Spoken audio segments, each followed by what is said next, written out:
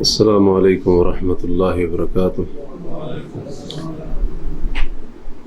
ان الحمد للہ نحمده ونستعینه ونستغفره ونعوذ باللہ من شرور انفسنا ومن سیئات اعمالنا من يهده الله فلا مضل له ومن يضلل فلا هادي له، أشهد أن لا إله إلا الله وحده لا شريك له وأشهد أن محمدا عبده ورسوله۔ يا أيها الذين آمنوا اتقوا الله حق تقاته ولا تموتن إلا وأنتم مسلمون۔ يا أيها الناس اتقوا ربكم الذي خلقكم من نفس واحدة وخلق منها زوجها وبث منهما رجالا كثيرا ونساء، واتقوا الله الذي تساءلون به والأرحام إن الله كان عليكم رقيبا۔ يا أيها الذين آمنوا اتقوا الله وقولوا قولا سديدا يصلح لكم أعمالكم ويغفر لكم ذنوبكم ومن يطع الله ورسوله فقد فاز فوزا عظيما۔ أما بعد فإن خير الحديث كتاب الله وخير الهدي هدي محمد صلى الله عليه وسلم وشر الأمور محدثاتها وكل محدثة بدعة وكل بدعة ضلالة وكل ضلالة في النار۔ اللهم صل على محمد وعلى آل محمد كما صليت على إبراهيم وعلى آل إبراهيم إنك حميد مجيد۔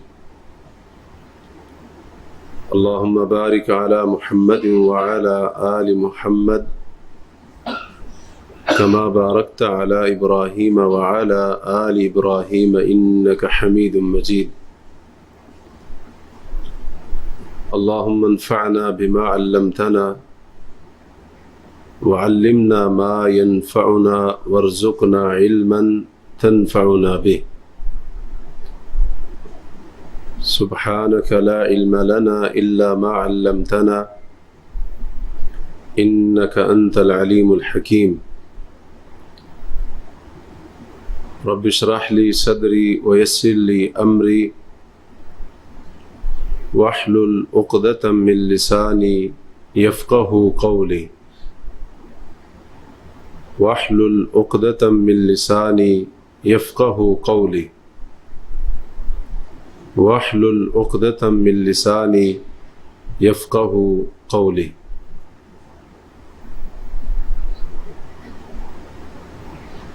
اللہ تبارک و تعالی نے اپنے بندوں کی ہدایت اور رہنمائی کے لیے رسول اور نبی مبعوث فرمائے۔ ان انبیاء اور رسولوں پر وحی کے ذریعے اپنا پیغام نازل فرمایا تاکہ پیغمبر اللہ کا وہ پیغام اس کے بندوں تک پہنچا دیں اور ان کو اللہ کا پیغام سمجھا دیں۔ ان انبیاء اور رسولوں میں سے بعض نبیوں پر اللہ تعالی نے کتابیں بھی نازل فرمائی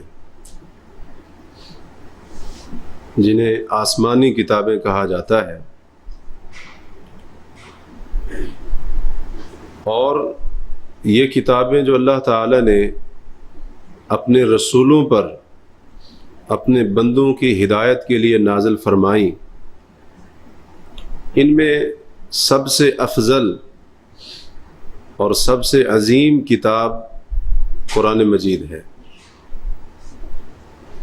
قرآن مجید سب سے آخری الہامی اور آسمانی کتاب ہے جو کہ آخری نبی جناب محمد الرسول اللہ صلی اللہ علیہ وسلم پر نازل ہوئی۔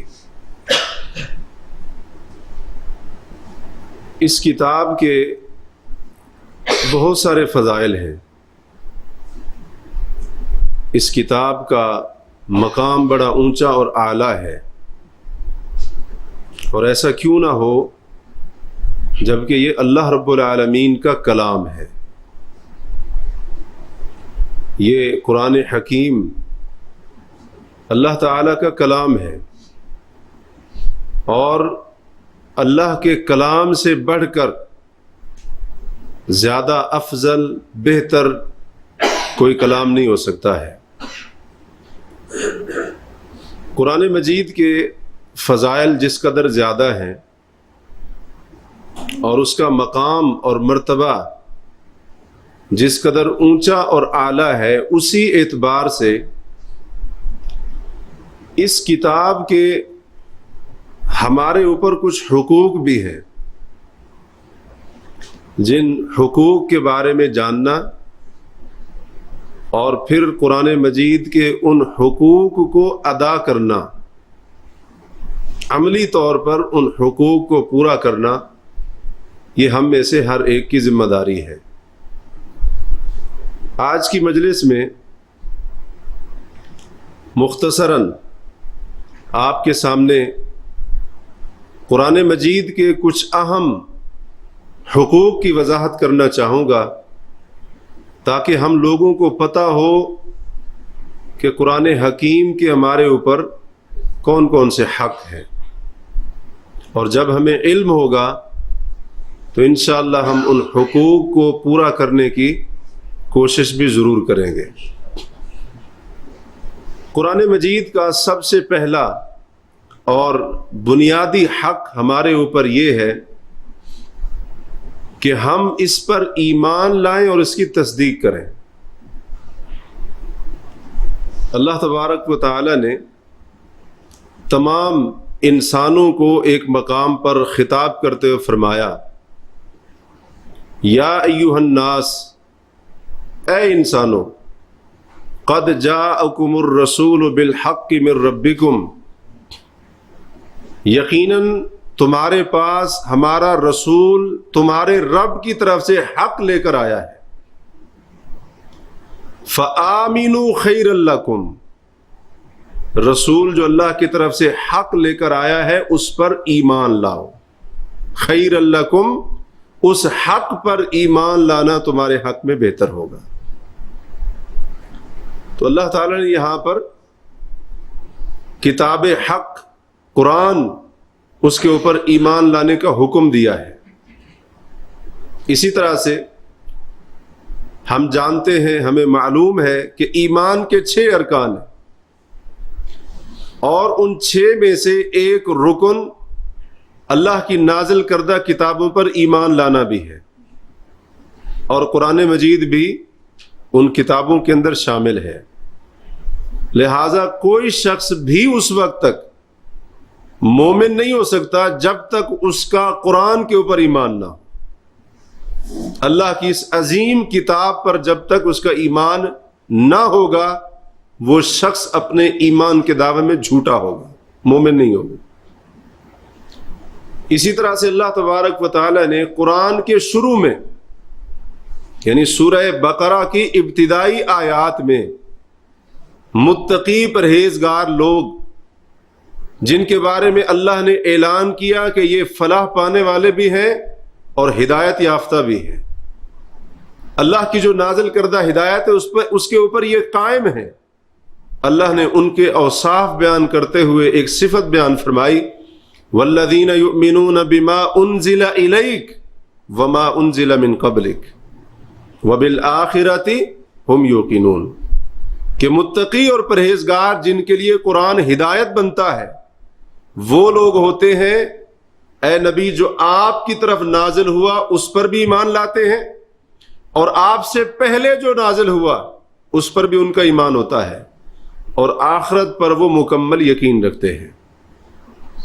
بلکہ ایک مقام پر اللہ تعالیٰ نے اہل ایمان کو خطاب کیا، مومنوں کو مخاطب کیا، یا ایھا الذین آمنوا آمنوا باللہ ورسولہ والکتاب الذی نزل علی رسولہ والکتاب الذی انزل من قبل ومن یکفر باللہ وملائکتہ وکتبہ ورسلہ والیوم الآخر فقد ضل ضلالا بعیدا۔ اے ایمان والو، آمنوا باللہ ورسولہ، ایمان لاؤ اللہ پر، اس کے رسول پر، والکتاب الذی نزل علی رسولہ، اس کتاب پر جو اللہ نے اپنے رسول پر نازل فرمائی، والکتاب الذی انزل من قبل، اور ان تمام کتابوں پر ایمان لاؤ جو اس سے پہلے اللہ نے نازل فرمائی۔ جو بندہ اللہ کے ساتھ کفر کرے گا، فرشتوں کا انکار کرے گا، کتابوں کا انکار کرے گا، رسولوں کا منکر ہوگا، آخرت کے دن کا منکر ہوگا، وہ دور کی گمراہی میں جا پڑا ہے۔ تو اللہ تعالیٰ نے کس کو خطاب کیا؟ ایمان والوں کو، جن کا ایمان کا دعویٰ ہے۔ اللہ ان کو کہہ رہا ہے کہ اس کتاب پر ایمان لاؤ جو اللہ نے اپنے رسول پر نازل فرمائی۔ تو ایمان والوں کو بھی اس قرآن کے اوپر ایمان لانے کا حکم دیا جا رہا ہے کہ تمہارا بھی اس کے اوپر ایمان ہونا چاہیے۔ یہاں پر ایک سوال پیدا ہوتا ہے کہ قرآن پر ایمان لانے کا کیا مطلب ہے؟ قرآن پر ایمان لانے میں بہت ساری چیزیں آتی ہیں۔ ایک تو یہ کہ بندے کا ایمان ہو یہ کتاب حق اور سچ ہے، حق اور سچ ہے۔ دوسرا بندے کا ایمان ہو کہ یہ منزل من اللہ ہے، اللہ کی طرف سے اتاری گئی ہے۔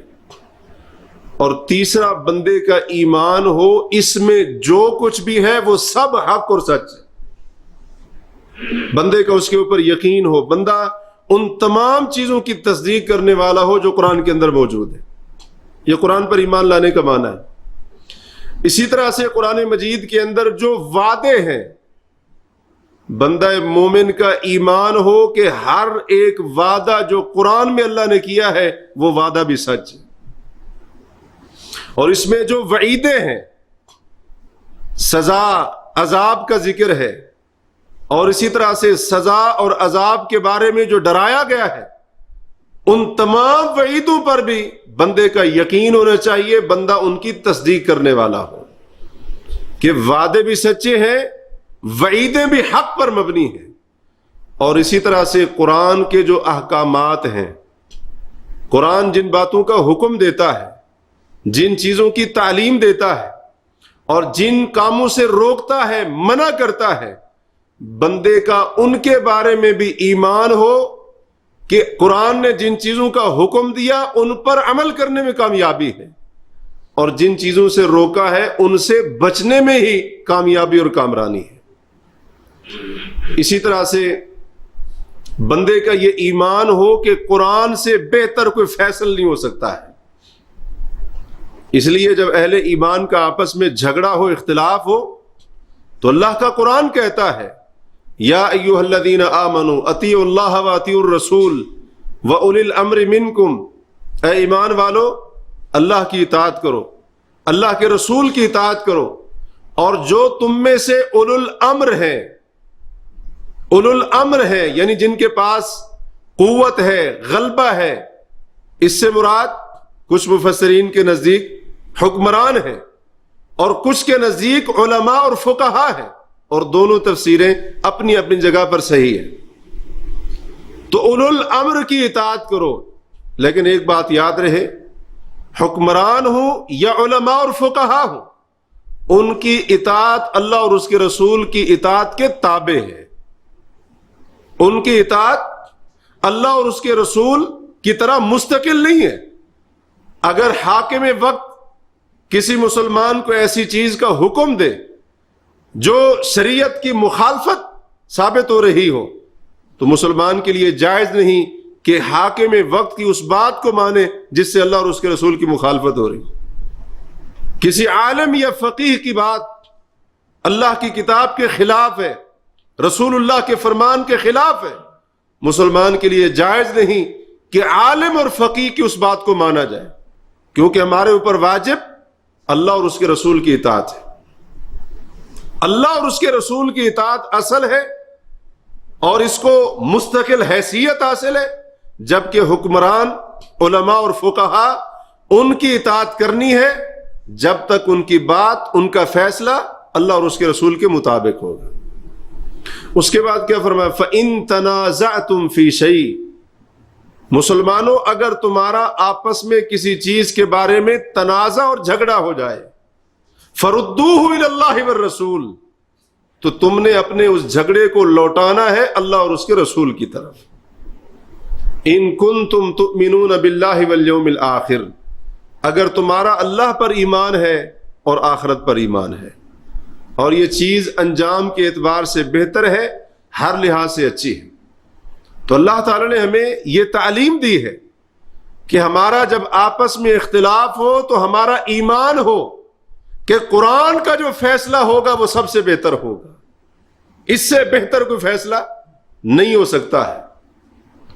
اس لیے اللہ تعالی نے ایک جگہ پر فرمایا افحکم الجاہلیت یبغون، کیا یہ لوگ زمانہ جاہلیت کے فیصلے چاہتے ہیں، جاہلیت کے قوانین چاہتے ہیں؟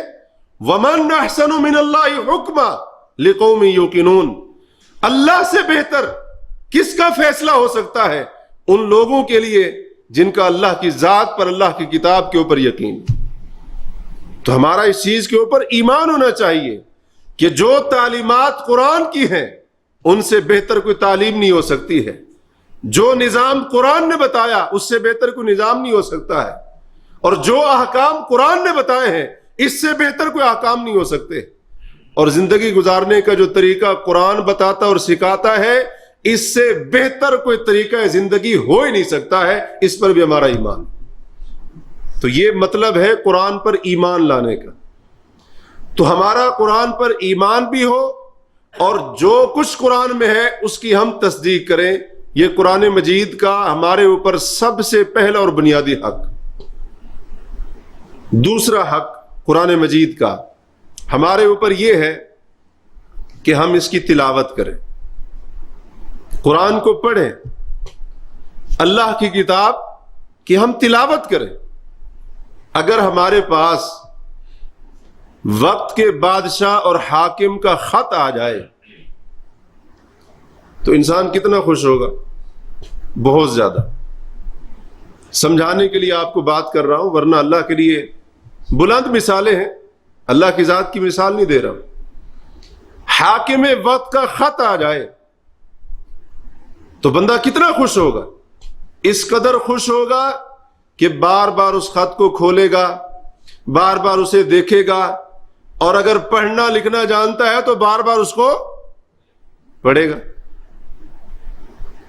اگر بادشاہ وقت کی طرف سے پیغام آیا، انسان اتنا خوش ہے اور بار بار جناب، حتیٰ کہ اگر رات کے کسی حصے میں آ جائے تو بندہ صبح تک بھی انتظار نہیں کرے گا،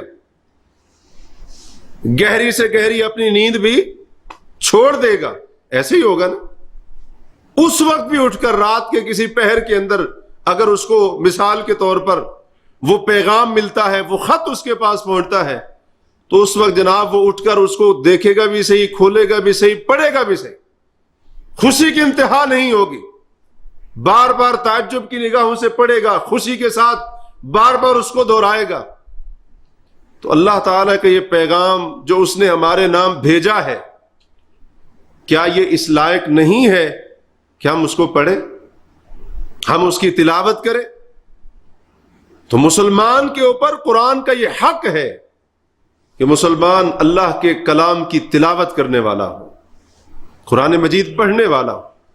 اللہ تعالیٰ نے سورہ بقرہ میں فرمایا الذین آتیناہم الکتاب یتلونہ حق تلاوتی اولئک یؤمنون بہ، جنہیں ہم نے کتاب دی وہ اس کی تلاوت کا حق ادا کرتے ہیں. اس کی تلاوت ویسے کرتے ہیں جیسے اس کی تلاوت کا حق بنتا ہے. اولئک یؤمنون بہ، جو لوگ اللہ کی کتاب کی تلاوت کا حق ادا کرتے ہیں یہی لوگ اس پر ایمان رکھتے ہیں. گویا کہ اللہ تعالیٰ نے اس آیت میں قرآن پر ایمان لانے کا ایک تقاضا بیان کیا ہے، اور وہ کیا ہے کہ اس کی تلاوت کا حق ادا کیا ہے، اس کی تلاوت ویسے کی جائے جیسے اس کی تلاوت کا حق بنتا ہے۔ تو ہمارے ایمان کا حصہ ہے، قرآن پر ایمان لانے کا تقاضا ہے کہ ہم قرآن مجید کی تلاوت کرنے والے ہوں۔ اور اللہ تبارک و تعالی نے نبی کریم علیہ الصلاۃ والسلام کو قرآن کے متعدد مقامات پر قرآن کی تلاوت کا حکم دیا۔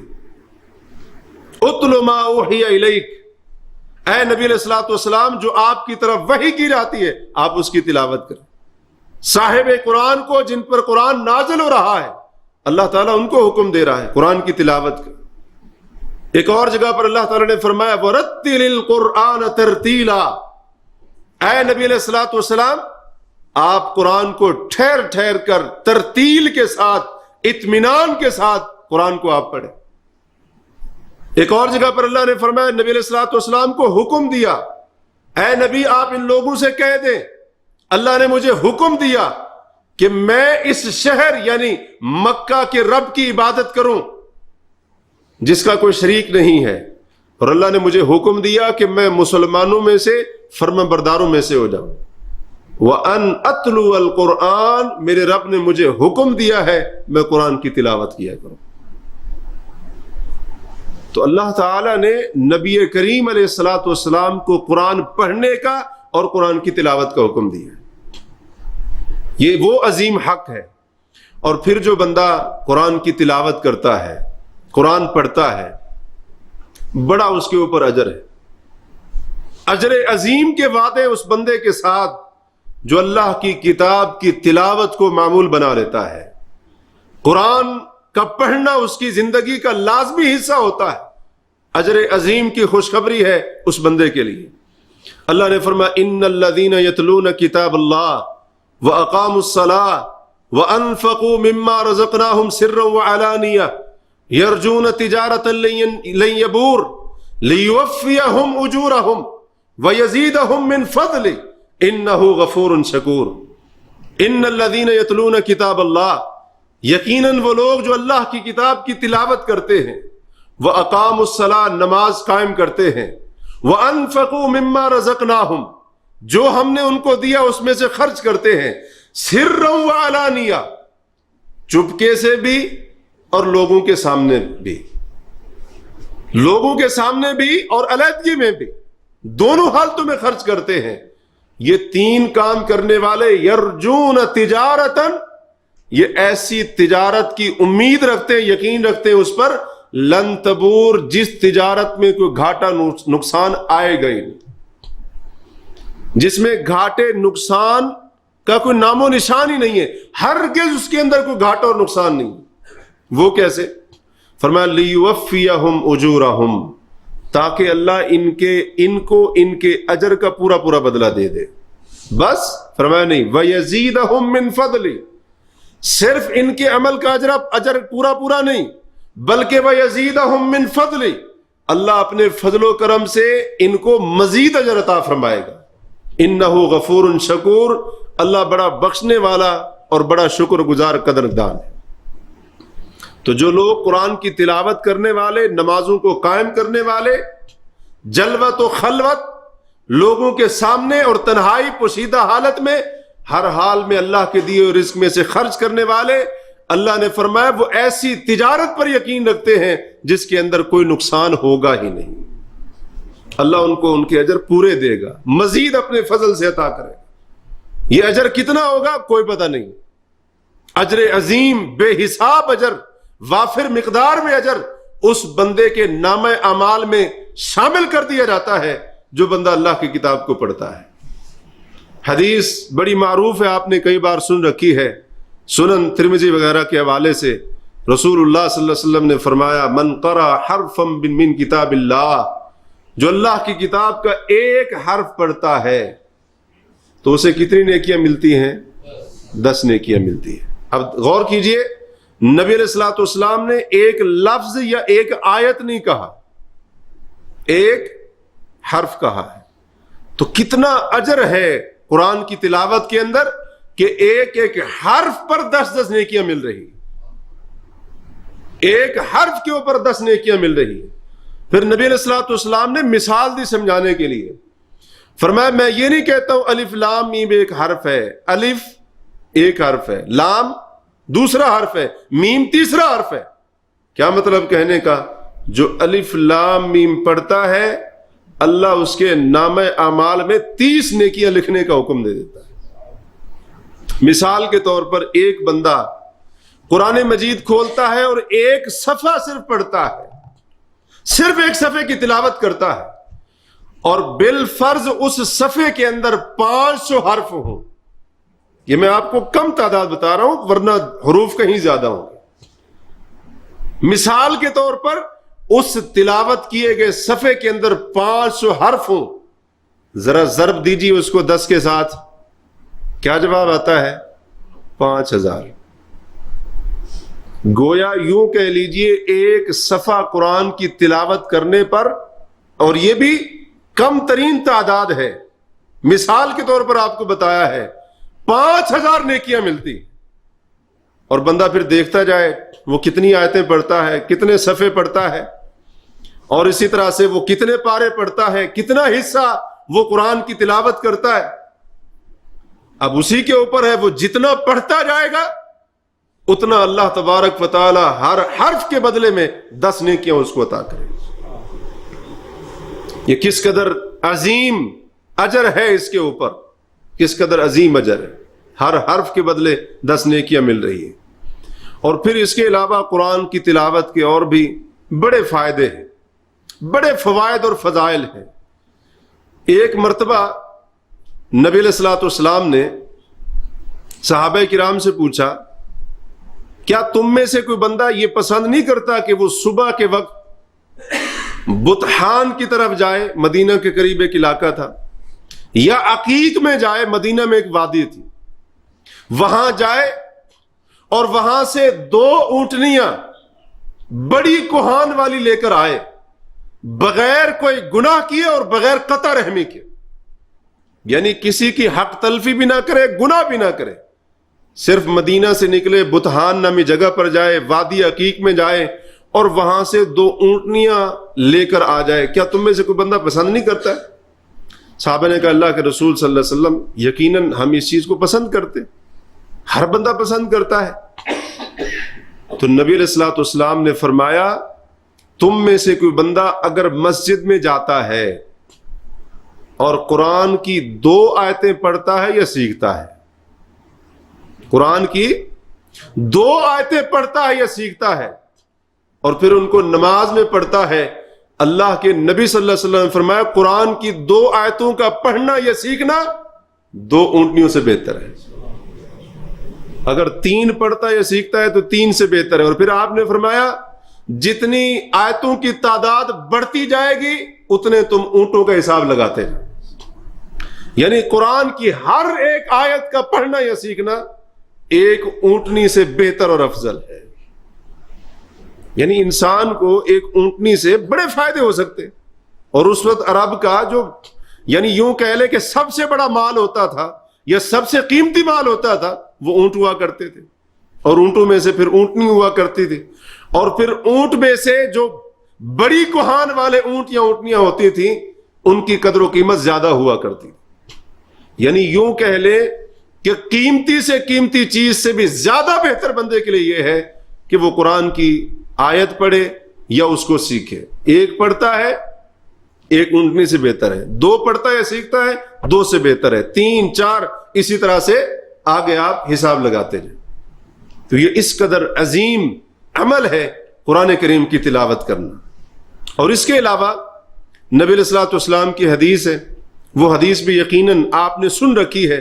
اللہ کے رسول نے فرمایا وَمَجْتَمَعَ قَوْمٌ فِي بَيْتٍ مِّن بُيُوتِ اللَّهِ يَتْلُونَ كِتَابَ اللَّهِ وَيَتَدَارَسُونَهُ بَيْنَهُمْ إِلَّا نَزَلَتْ عَلَيْهِمُ السَّكِينَةُ وَغَشِيَتْهُمُ الرَّحْمَةُ وَحَفَّتْهُمُ الْمَلَائِكَةُ وَذَكَرَهُمُ اللَّهُ فِي مَنْ عِندَهُ وَمَجْتَمَعَ قَوْمٌ فِي بَيْتٍ مِّن بُيُوتِ اللَّهِ، جو لوگ بھی اللہ کے گھروں میں سے کسی گھر کے اندر جمع ہوتے ہیں وہاں جمع ہو کر کیا کرتے ہیں؟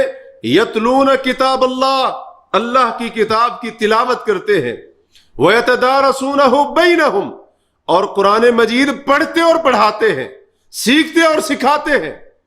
إِلَّا نَزَلَتْ عَلَيْهِمُ السَّكِينَةُ، اب انعام گنتے جائیں، قرآن کی تلاوت، قرآن کا پڑھنا اور اللہ کے گھر میں بیٹھ کر قرآن کا سیکھنا اور سکھانا، پڑھنا اور پڑھانا، اس کے اوپر پہلا انعام انہیں یہ ملتا ہے الا نزلت علیہم السکینہ، فرمایا اللہ ان کے دلوں میں سکینت، اطمینان نازل کر دیتا ہے۔ آج ہم میں سے ہر بندہ دل کے سکون کا متلاشی ہے، ہر بندے کو چاہیے دل کا سکون، دل کا آرام۔ تو دل کا چین اور سکون کہاں ہے؟ قرآن پڑھنے میں، قرآن کی تلاوت میں، قرآن سیکھنے اور سکھانے میں، یہاں پر ہے دل کا سکون۔ اور افسوس ہے ان لوگوں کے اوپر جو دل کا سکون حاصل کرتے ہیں گانے اور موسیقی کے اندر۔ یہ گانے اور موسیقی ان کے دل کے سکون کو تباہ و برباد کرنے والے ہیں، کبھی بھی دل کو سکون نہیں ملے گا۔ ہاں وقتی طور پر اگر کچھ شیطان دل میں ڈال دے کہ دیکھا تم نے گانا سنا جی، تم نے موسیقی سنی، تمہارے دل کو سکون آ گیا، تو یہ صرف شیطان کا دھوکہ ہے۔ حقیقت میں دل کا سکون، اطمینان اللہ کی کتاب سے حاصل ہونے والا ہے۔ اور فرمایا وغشیتہم الرحمہ، اللہ کی رحمت ان کو ڈھانپ لیتی ہے۔ وحفتہم الملائکہ، اور اللہ کی رحمت کے فرشتے بھی ان کو گھیر لیتے ہیں۔ وذکرہم اللہ فی من عندہ، اور اللہ ان فرشتوں کے پاس ان اپنے بندوں کے تذکرے کرتا ہے جو فرشتے اللہ کے پاس موجود ہیں۔ جو فرشتے اللہ کے پاس ہیں، اللہ ان کا ذکر کرتا ہے کہ دیکھو میرے بندے کس طرح میرے گھر کے اندر بیٹھ کر میری کتاب کی تلاوت کر رہے ہیں اور اس کو پڑھ اور پڑھا رہے ہیں، سیکھ اور سکھا۔ اور اس کے علاوہ بہت ساری احادیث ہیں، اگر ان کو ہم ذکر کرنا شروع کر دیں تو یقینی بات ہے اس کے لیے وقت چاہیے۔ تو کہنے کا مقصد یہ ہے ہمارے اوپر قرآن کا حق ہے کہ ہم قرآن کی تلاوت کریں، قرآن کی تلاوت کریں۔ اسی طرح سے یہ بات بھی اس میں آ جاتی ہے، شامل ہے، بھئی جس کو قرآن پڑھنا ہی نہیں آتا وہ تلاوت کہاں سے کرے گا؟ تو اس لیے مسلمان کا حق بنتا ہے کہ کم از کم دیکھ کر قرآن پڑھنا سیکھے۔ جیسے میں نے آپ کو مثال دی نا بادشاہ کے خط کی، اگر مثال کے طور پر سعودی عرب کے بادشاہ کا ہم میں سے کسی ایک کے پاس خط آ جائے، ظاہر بات ہے وہ کس زبان میں ہوگا؟ عربی زبان میں ہوگا، اور ہمیں عربی پڑھنی نہ آتی ہو تو ہم کیا کریں گے؟ لپیٹ کر رکھ دیں گے جی یہ تو عربی میں ہے اور مجھے پڑھنی نہیں آتی ہے، نہ سمجھ آتی ہے، تو کیا کریں گے پھر؟ جی دوسرے سے یا تو پڑھوائیں گے یا پھر ہم کہیں گے کہ مجھے پڑھ کر بتا، تھوڑا تھوڑا مجھے آ رہا ہے، فلاں فلاں لفظ کی سمجھ نہیں آ رہی ہے، آپ مجھے پڑھ کر بتا دیں کہ یہ لفظ کیسے پڑھا جائے گا۔ اگر کوئی تھوڑا بہت پڑھنا جانتا ہوگا نا تو وہ کیا کہے گا؟ کچھ تو میں نے پڑھا ہے لیکن کچھ نہیں پڑھا جا رہا ہے، کچھ الفاظ نہیں آ رہے۔ تو اللہ کی کتاب قرآن مجید، اللہ کا کلام، وہ مسلمان کو پڑھنا نہ آئے، بڑے تعجب کی بات ہے، بڑے افسوس کی بات ہے کہ آج اکثر مسلمانوں کو قرآن دیکھ کر بھی پڑھنا نہیں آتا ہے۔ اور اس سے بھی زیادہ افسوس اس چیز کے اوپر ہے کہ ان کی اس طرف توجہ بھی نہیں ہے کہ ہم نے قرآن مجید پڑھنا سیکھنا ہے۔ کم از کم ہمیں دیکھ کر تو قرآن آنا چاہیے نا، کم از کم ہم اللہ کی کتاب کو دیکھ کر تو پڑھ سکے نا، ناظرہ قرآن تو آتا ہونا۔ یہ مسلمان کا حق ہے، مسلمان کے اوپر اللہ کی کتاب کا حق ہے۔ اور بعض لوگوں نے جو ہے نا وہ اپنے آپ کو تسلی دی، جناب قرآن کھولا اور پھر کیا کر رہے ہیں جی؟ بسم اللہ الرحمن الرحیم، بسم اللہ الرحمن الرحیم۔ یہ کیا کر رہے ہیں جی؟ ہم بسم اللہ کا ختم پڑھ رہے ہیں۔ کیوں؟ ویسے ہمیں قرآن نہیں پڑھنا تھا، ہم نے کہا چلو بسم اللہ کا ختم کر لیں۔ آیت کچھ اور لکھی ہے، یہ جناب کیا پڑھ رہا ہے؟ بسم اللہ الرحمن الرحیم۔ یہ اپنے آپ کو تسلیاں دینے والی بات ہے اور کچھ بھی نہیں ہے۔ تو یہ حق ہے مسلمان کے اوپر کہ مسلمان کو قرآن پڑھنا آتا ہو اور مسلمان قرآن کی تلاوت کرے۔ تیسرا حق قرآن مجید کا ہمارے اوپر یہ ہے کہ ہم اسے یاد کریں. آپ کہیں گے کہ ہر مسلمان کے لیے قرآن یاد کرنا کیسے ممکن ہے؟ جبکہ ابھی ہم نے سنا کہ اکثر کو دیکھ کر پڑھنا نہیں آتا. یاد کرنے کا مطلب یہ ہے کہ جس سے ہو سکتا ہے وہ اس کو مکمل یاد کرے، اور جس سے مکمل نہیں ہو سکتا تو اس کے سینے میں کم از کم قرآن کا کچھ نہ کچھ حصہ محفوظ ہونا چاہیے.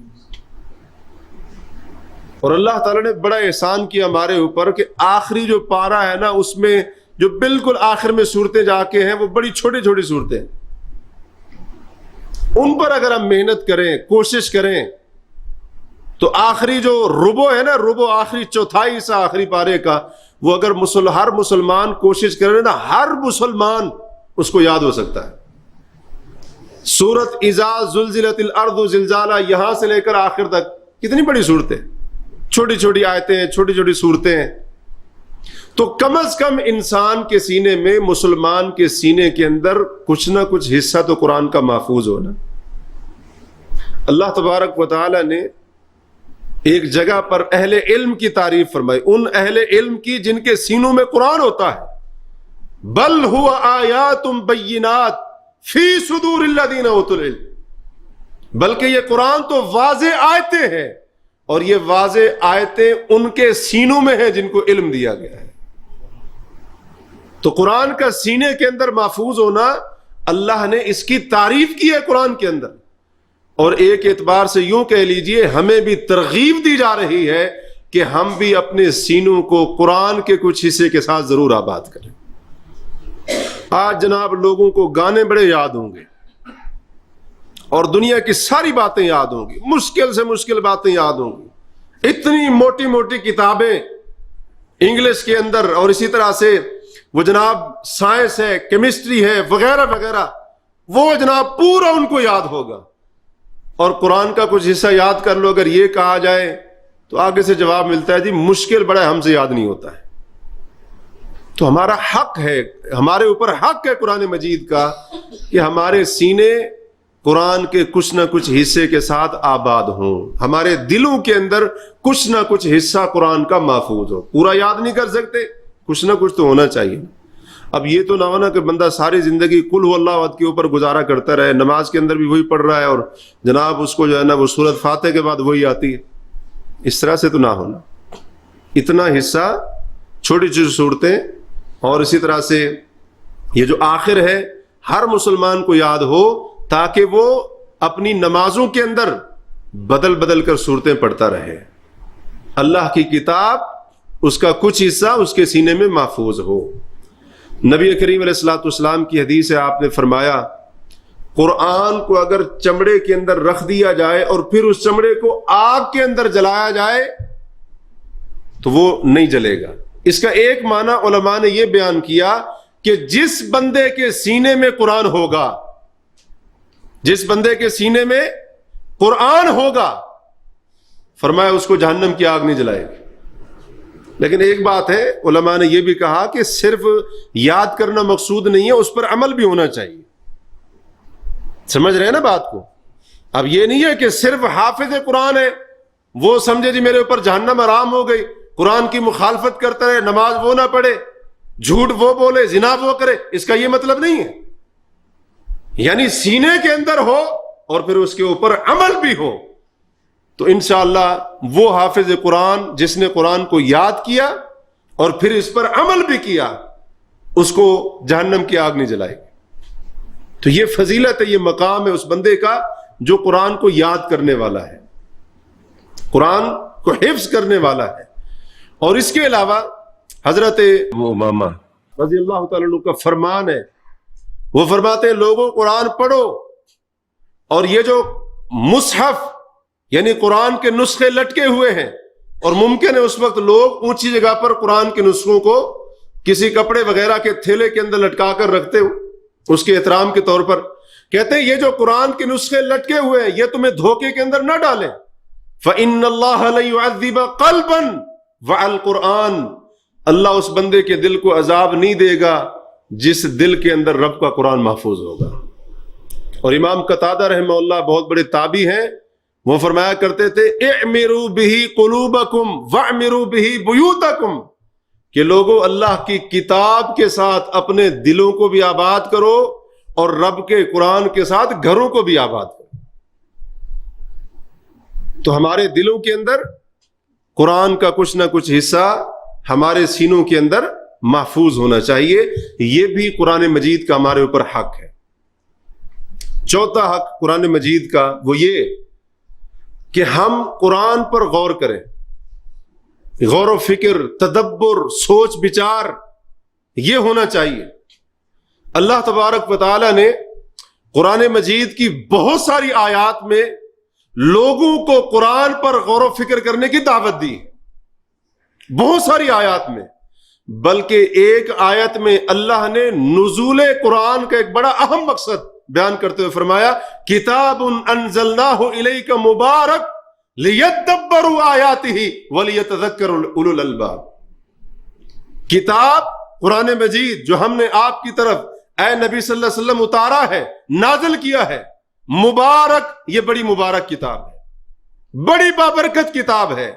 اس کو اتارا کیوں ہے؟ لیدبروا آیاتی، تاکہ لوگ اس کی آیتوں پر غور و فکر کریں، تدبر سے کام لیں، سوچ بچار سے کام لیں، وَلِيَتَذَكَّرَ أُولُو الْأَلْبَابِ، اور تاکہ عقل مند لوگ اس سے نصیحت حاصل کریں۔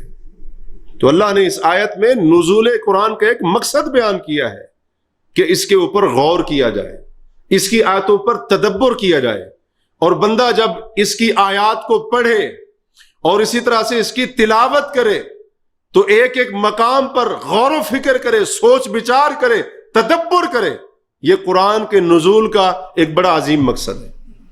تو قرآن اس مقصد کے لیے نازل نہیں ہوا کہ ہمیں جناب دیکھ کر پڑھنا آ جائے یا ہم یاد کر لیں اور جناب فر اس کو پڑھتے جا رہے ہیں بڑی سپیڈ کے ساتھ۔ قرآن اس مقصد کے لیے نازل نہیں ہوا، ہم نے اس کی تلاوت بھی کرنی ہے، اور اگر ہمیں زبانی یاد ہے ہم نے زبانی بھی اس کو پڑھنا ہے، لیکن اس کے اوپر غور و فکر کرنا ہے، سوچ بچار تدبر سے کام لینا ہے۔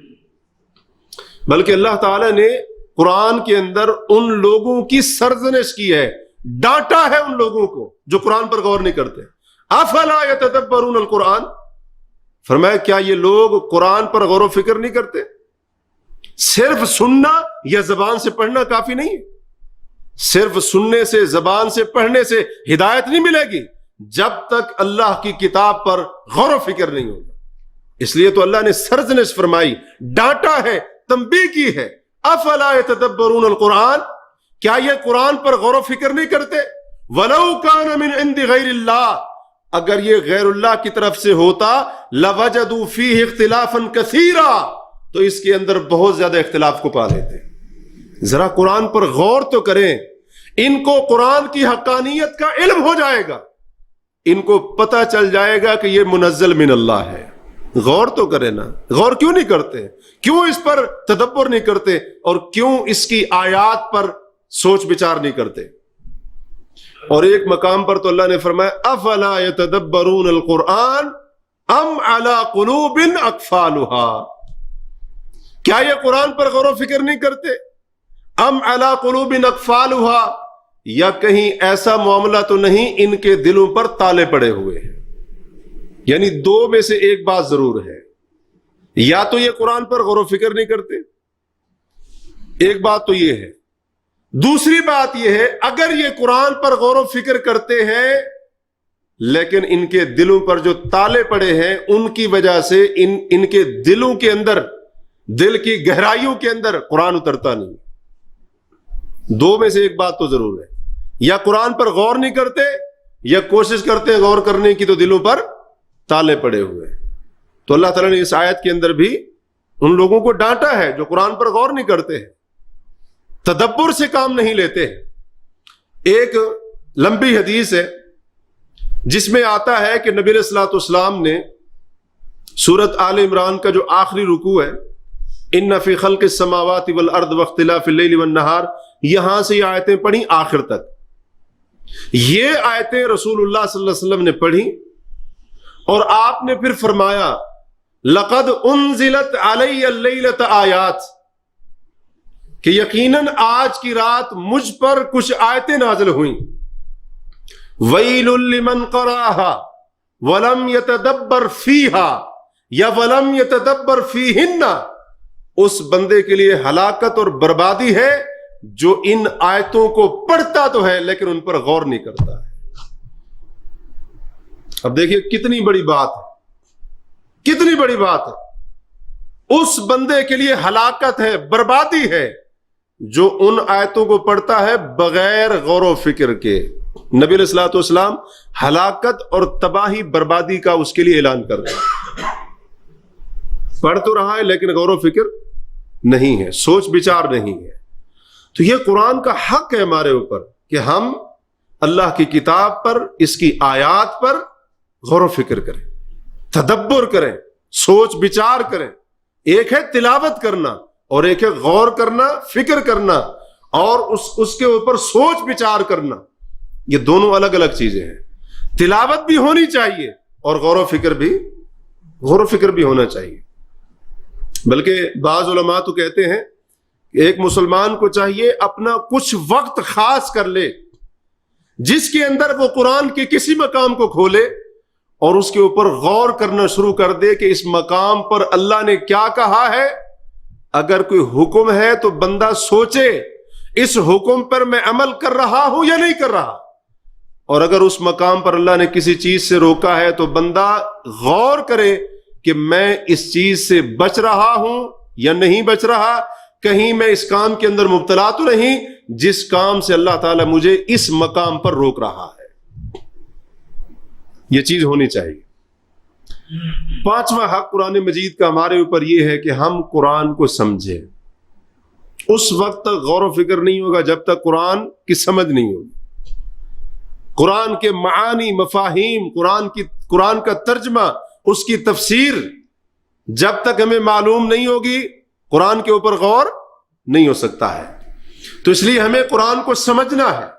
اللہ تعالیٰ نے سورہ یوسف کی ابتدا میں فرمایا اِنَّا أَنزَلْنَاهُ قُرْآنًا عَرَبِيًّا لَعَلَّكُمْ تَعْقِلُونَ، اور سورہ زخرف کی ابتدا میں فرمایا اِنَّا جَعَلْنَاهُ قُرْآنًا عَرَبِيًّا لَعَلَّكُمْ تَعْقِلُونَ، فرمایا بے شک ہم نے اس قرآن کو عربی زبان میں نازل کیا ہے، اور سورہ زخرف میں فرمایا اِنَّا جَعَلْنَاهُ قُرْآنًا عَرَبِيًّا، بے شک ہم نے اس قرآن کو عربی بنایا ہے۔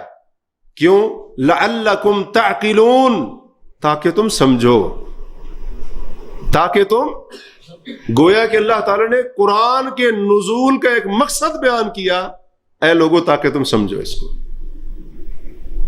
اب ہمارا حال یہ ہو کہ ہم اس کو پڑھے تو جا رہے ہیں، سمجھ نہیں ہے کہ اس آیت کے اندر اس مقام پر اللہ کیا کہہ رہا ہے، معنی کا پتہ نہیں ہے، تو کیا ہمیں یہ چیز حاصل ہوگی کہ اللہ نے جس مقصد کے لیے قرآن اتارا ہے؟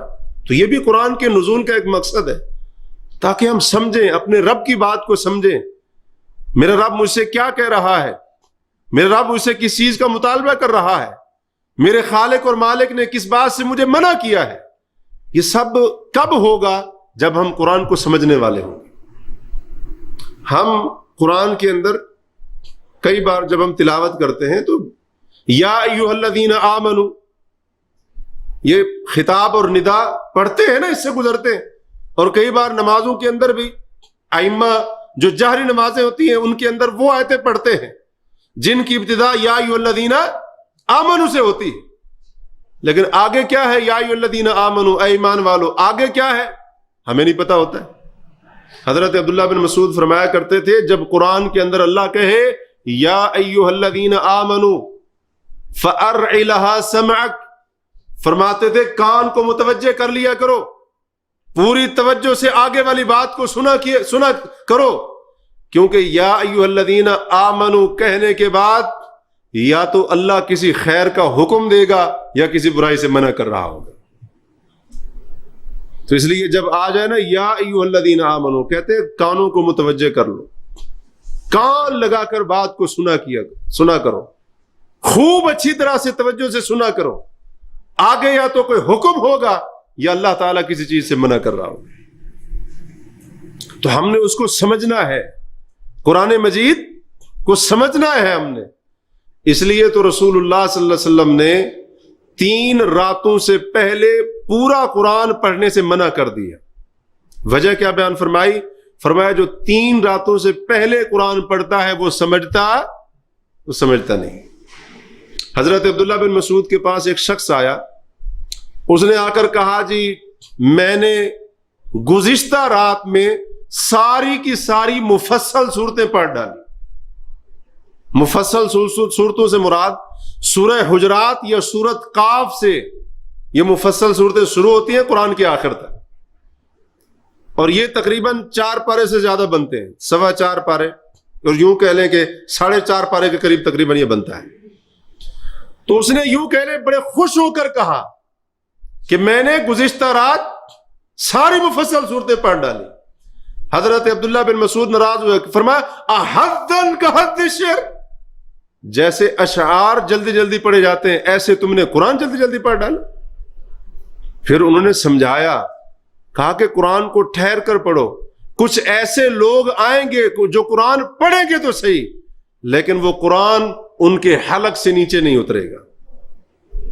قرآن فائدہ کب دیتا ہے, دلوں کے اندر کب اترتا ہے, کہ جب قرآن کو آرام سے پڑھا جائے, سکون سے پڑھا جائے, یوں کہہ لیں کہ سمجھ کر پڑھا جائے.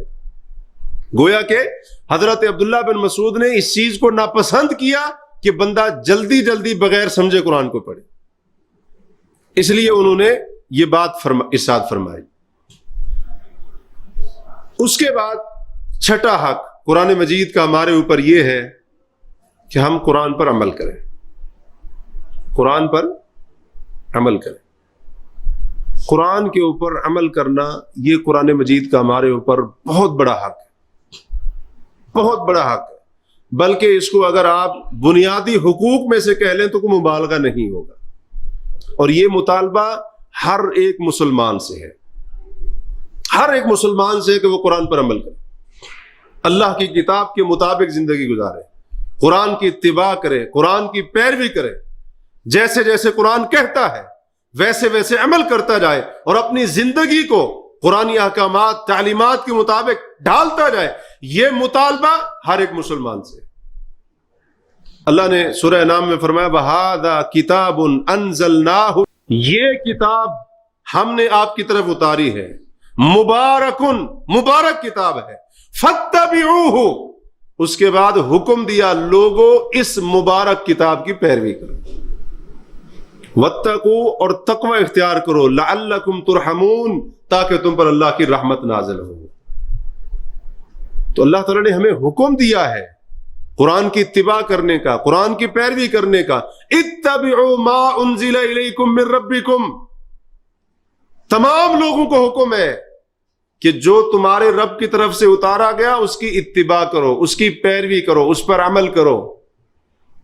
اللہ کا حکم ہے ہمیں یہ قرآن کی اتباع, قرآن کی پیروی. اور قرآن بابرکت بھی ہمارے لیے تبھی ثابت ہوگا جب ہم اس پر عمل کریں گے. صرف رکھنے سے برکت آنے والی, رکھنے سے نہیں برکت آنے والی. ہم کہیں جی قرآن تو رکھا ہے نا دکان کے اندر, گھر کے اندر, اور سارا دن ہم اس کی مخالفت کر رہے ہو, اس سے برکت آنے والی؟ تو آیت جو میں نے پہلے آپ کے سامنے پڑھی سورہ انعام کی, اس میں اللہ نے قرآن کے بابرکت ہونے کا ذکر کیا, اور ساتھ ہی فرمایا فاتبعوہ, اس کی اتباع کرو. اس کا مطلب یہ ہے قرآن بابرکت کن لوگوں کے لیے ثابت ہوتا ہے؟ جو اس پر عمل کرتے ہیں, جو اس کی اتباع کرتے ہیں. اگر اللہ کی رحمت ہم چاہتے ہیں تو قرآن کی اتباع کریں. تو قرآن کی پیروی کرنا, قرآن کی اتباع کرنا, یہ بھی قرآن مجید کا ہمارے اوپر حق ہے, حق ہے ہمارے اوپر. اللہ کا کلام ہے, اور اس کے اندر جو احکام ہیں, تعلیمات ہیں, وہ کس کی ہیں؟ ہمارے رب کی, ہمارے خالق اور مالک کی. تو ہمارے خالق اور مالک کا اتنا حق نہیں ہے ہمارے اوپر کہ ہم اس کی جو بھیجی ہوئی کتاب ہے اس کے اندر جو اس کے احکام ہیں اس کے مطابق زندگی گزاریں. دیکھیں دنیا کے اندر ہم جس جگہ پر رہتے ہیں, جس ملک علاقے کے اندر ہم رہتے ہیں, وہاں پر اگر نظام تبدیل کر دیا جائے تو ہم کیا یہ کہتے ہیں کہ جی میں نہیں مانتا اس نظام کو, میں اپنی مرضی کروں. مثال کے طور پر یہی لے لیں, اگر اس ملک میں رہتے ہوئے کوئی نظام تبدیل ہوتا ہے اور وہ ہمارے مزاج کے خلاف ہوتا ہے تو ہم کیا کہتے ہیں؟ جی کیا ہم یہ کہتے ہیں جی میں اس نظام کو نہیں مانتا، میں اپنی مرضی کروں گا یہاں پر؟ نہیں، ہم اپنی زندگی کو، اپنے معاملات کو اس نظام کے مطابق ڈھالتے ہیں کہ نہیں ڈالتے؟ تو کیا اللہ کی کتاب اس لائق نہیں ہے، اس قابل نہیں ہے کہ جب اللہ کا حکم آ جائے تو ہم اپنی زندگی کے معاملات کو قرآن کے مطابق ڈال لیں؟ دنیا کے نظام، دنیا کے قانون، ان کے مطابق زندگی معاملات کو ڈھالنے کے لیے جتنی مشقت اٹھانی پڑے ہم اٹھا لیتے ہیں، لیکن قرآن پر عمل کی بات آئے تو ہم سیدھا جواب دیتے ہیں، ہم کہتے ہیں جی میں اس چیز کے اوپر عمل نہیں کر سکتا۔ نہیں، قرآن کا حق ہے ہمارے اوپر، اللہ کی کتاب ہے، یہ اللہ کا کلام ہے، اس کا حق ہے ہمارے اوپر، ہر مسلمان کے اوپر، ہر مسلمان کی گردن پر قرآن کا حق ہے کہ وہ قرآن کے اوپر عمل کرنے والا۔ اور اس کے بعد ایک اور حق، ساتواں حق قرآن کا ہمارے اوپر یہ ہے کہ ہم اس کو سیکھنے کے بعد اس کو سکھائیں، اس کی تعلیمات کو عام کریں، اس کی تبلیغ کریں اور اس کی طرف لوگوں کو دعوت دیں۔ نبی علیہ الصلوۃ والسلام کا مشہور فرمان ہے، بلغوا عنی ولو آیہ، میری طرف سے پہنچاؤ اگرچہ ایک آیت ہی کیوں نہ ہو، یعنی اگر تمہیں قرآن کی ایک آیت بھی آتی ہے، اس کا بھی علم ہے، تو وہ اپنے پاس نہ رکھو بلکہ آگے اس کو پہنچاؤ، اس کی تبلیغ کرو، عام کرو، لوگوں کے اندر نشر و اشاعت کرو اس کی۔ اور نبی علیہ الصلوۃ والسلام کی حدیث ہے، خیرکم من تعلم القرآن وعلمہ، تم میں سب سے بہتر وہ ہے، اور ایک روایت کے لفظ ہے افضلکم، تم میں سب سے افضل وہ ہے جو قرآن سیکھتا ہے اور سکھاتا ہے۔ رسول اللہ صلی اللہ علیہ وسلم کا فرمان ہے، جو بندہ کسی کو قرآن کی ایک آیت بھی سکھاتا ہے، جب تک وہ آیت پڑھی جاتی رہے گی سکھانے والے کو ثواب ملتا رہے گا۔ تو یہ بھی قرآن کا ہمارے اوپر حق ہے۔ تو یہ نہ ہو کہ ہم خود تو قرآن سیکھ لیں لیکن آگے سکھائیں نہ اس کو، اس کی تبلیغ نہ کریں۔ ہمیں تو قرآن آتا ہو، ہم اس کو سمجھ بھی رہے ہیں، اس پر غور و فکر بھی کر رہے ہیں، اس پر عمل بھی کر رہے ہیں، لیکن اپنی ذات تک محدود کر لیا نہیں۔ سکھائیں اس کو، اس کی نشر و اشاعت کریں، اس کی تعلیمات کو عام کریں، تبلیغ کریں اور اس کے ساتھ لوگوں کو دعوت دیں۔ یہ قرآن کا حق ہے ہمارے اوپر۔ آٹھواں اور آخری حق قرآن مجید کا ہمارے اوپر یہ ہے کہ ہم اس کا دفاع کریں، قرآن کا دفاع کریں۔ آج قسمہ قسم کے مختلف نوعیت کے اعتراضات قرآن کے اوپر اٹھائے جاتے ہیں، قرآنی آیات کے اوپر، قرآنی خاص طور پر احکامات کے اوپر، اور قرآن کے اندر جو چیزیں موجود ہیں، بعض محرمات، بعض سزائیں، ان کے اوپر اعتراض اٹھائے جاتے ہیں۔ اور یہ اعتراض کرنے والے صرف کافر، غیر مسلم، یہودی، عیسائی نہیں ہوتے ہیں، بلکہ بہت سارے مسلمان بھی ہیں۔ بہت سارے مسلمان کلمہ پڑھنے والے، اس کتاب پر ایمان لانے کا دعویٰ کرنے والے، وہ بھی قرآن مجید کی بعض تعلیمات پر تنقید کر رہے ہوتے ہیں۔ تو ان حالات میں ہماری ذمہ داری اور بھی بڑھ جاتی ہے کہ ہم قرآن مجید کا دفاع کرنے والے ہوں، قرآن مجید کا تحفظ کرنے والے ہوں، اور اس کے خلاف جو بھی بات کی جائے اور اس پر جو بھی اعتراض کیا جائے اور اس کے اوپر جو تنقید کی جائے، چاہے وہ اس کی آیات کے اوپر ہو، یا اسی طرح سے اس کی حفاظت کے معاملے سے ہو، یا اسی طرح سے اس کے احکام اور مسائل کے لحاظ سے ہو، کسی قسم کا بھی اعتراض ہو، تو بندے کو چاہیے اپنی اپنی صلاحیت، طاقت، استطاعت کے مطابق تحریری طور پر، تقریری طور پر، سوشل میڈیا پر، جس پلے فارم کے اوپر بھی ہو سکتا ہے، قرآن مجید کا دفاع کرے۔ یہ قرآن کا ہر مسلمان کے اوپر حق ہے۔ اللہ تعالیٰ سے دعا ہے، اللہ تبارک و تعالی قرآن مجید کے ان حقوق کو سمجھنے کے بعد اللہ ہمیں ان حقوق